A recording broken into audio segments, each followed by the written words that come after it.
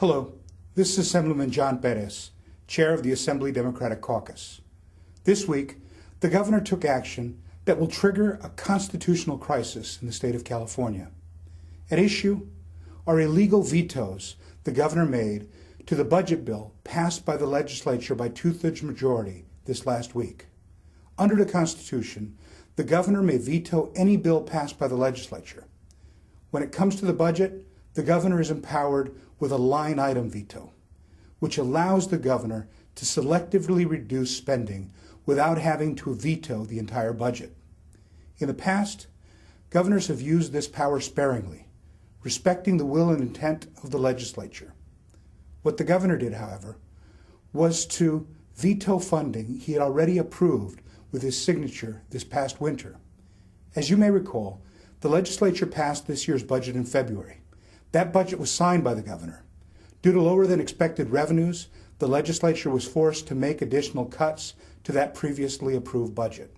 Those cuts are reflected in bills sent to the Governor this last week. This is the crux of the issue. According to the Supreme Court, the Governor's authority to line-item veto only applies to new appropriations.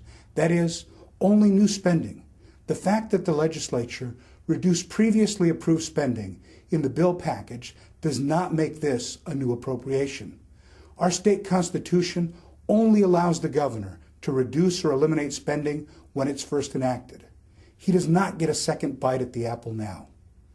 In all, the illegal cuts the Governor made, beyond the already deep cuts passed with bipartisan approval in both houses of the legislature, total $487 million.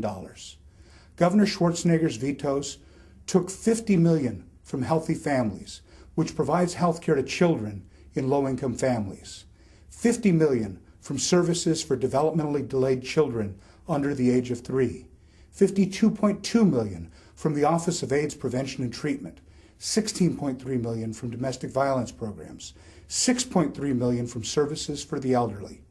In addition, the Governor took an additional $6 million from the state park system, which will double the number of parks that will be forced to close. These cuts are not only morally wrong, they are illegal in the eyes of the law and will likely be overturned by the legal challenges in the court. The Governor's willingness to put our state through a costly court battle to defend his illegal power grab is shameful. Democrats will continue to stand for our constitutional system, which balances power between the three branches of government. Democrats will not abandon the most sick and vulnerable Californians any more than we will abandon the constitutional principles on which our state and nation were founded. Please call the Governor's office at 916-445-2841 and tell him that you oppose his illegal, immoral cuts. Once again, that number is 916-445-2841. This has been Assemblymember John Pérez.